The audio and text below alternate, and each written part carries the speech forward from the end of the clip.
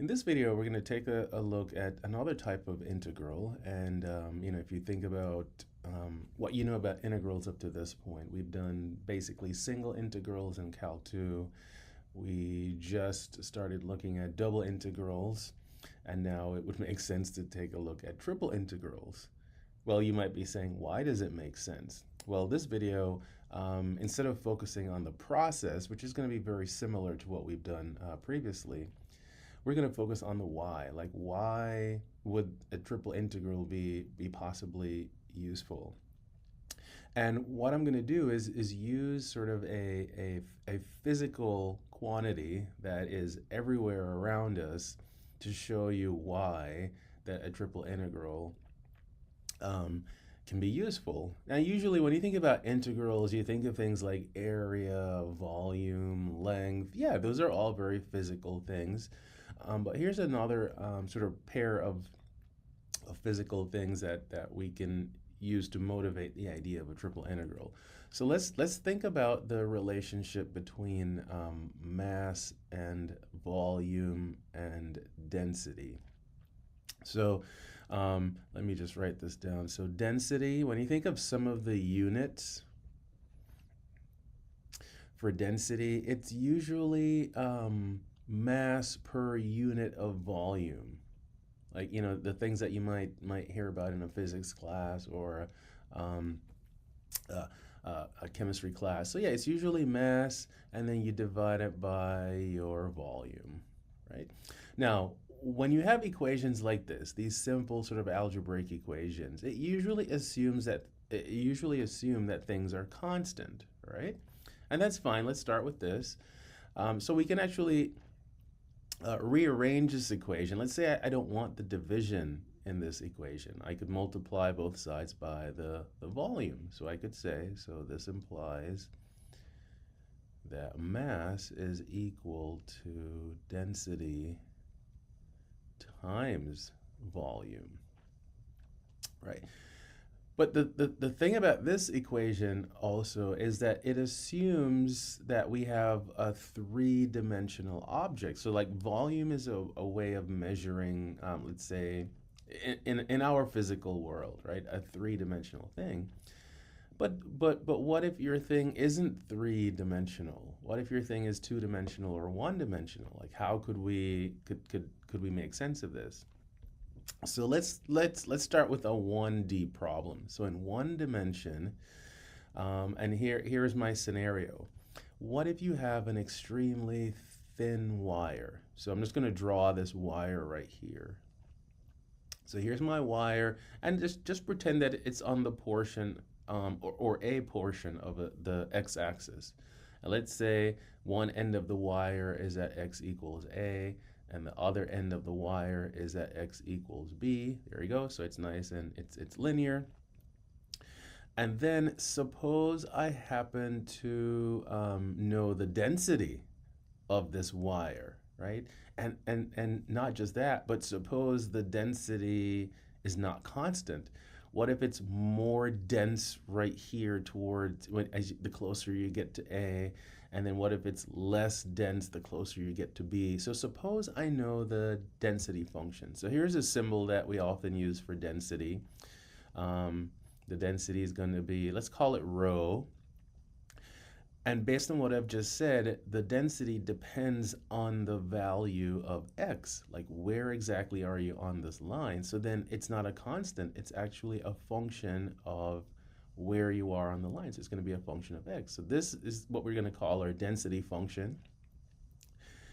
And the question is, what is the mass of this wire? Suppose I wanted to find the mass of this wire. How could I then find based on the density and the fact that this line goes from x equals a, this wire, sorry, goes from x equals a to x equals b, how could I find the mass?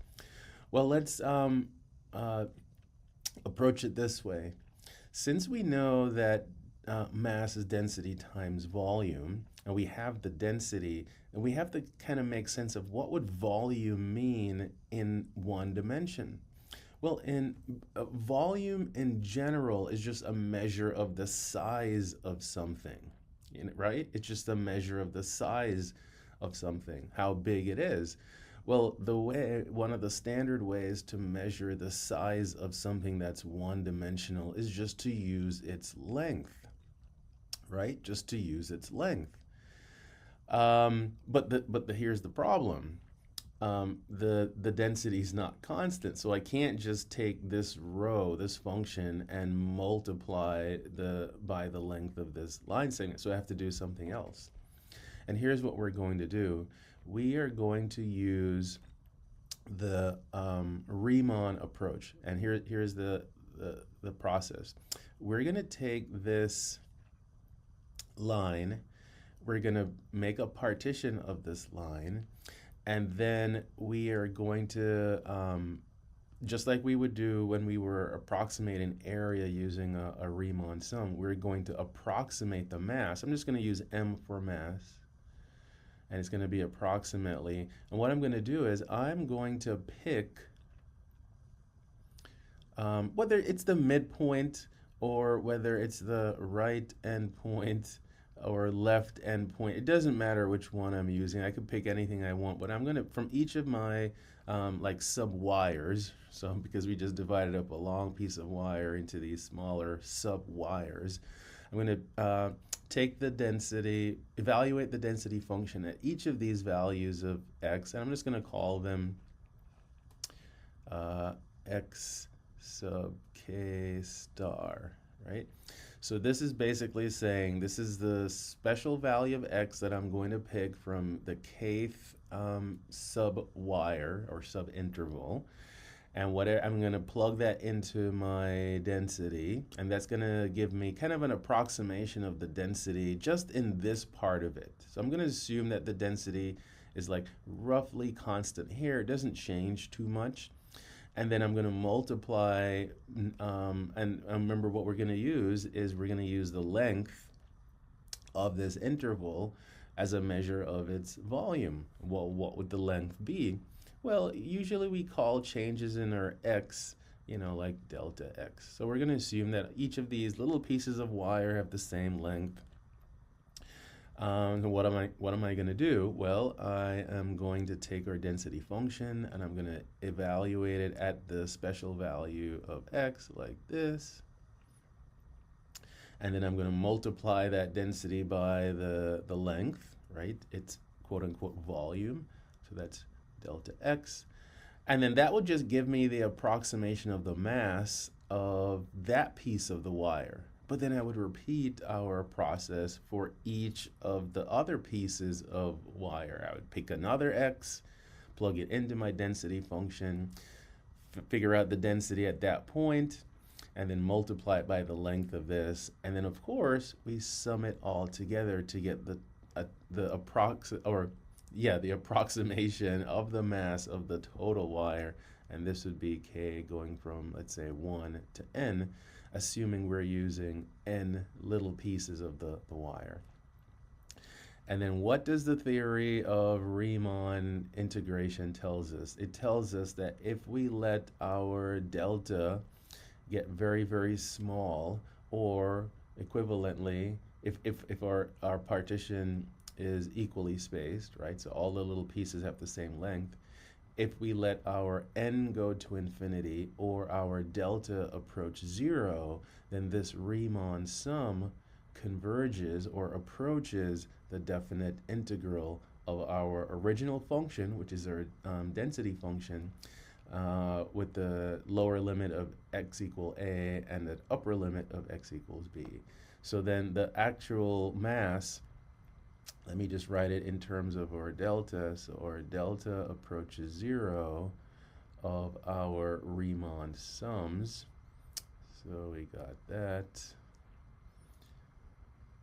And so you can see that this should feel like, oh man, I'm back in Calc 1 again, talking about Riemann sums, but it's the idea of wanting to find an exact quantity where there is variation, there's an underlying variation in the process, and the variation here is in the density. And then by definition, this is the definite integral from a to b of rho of x dx.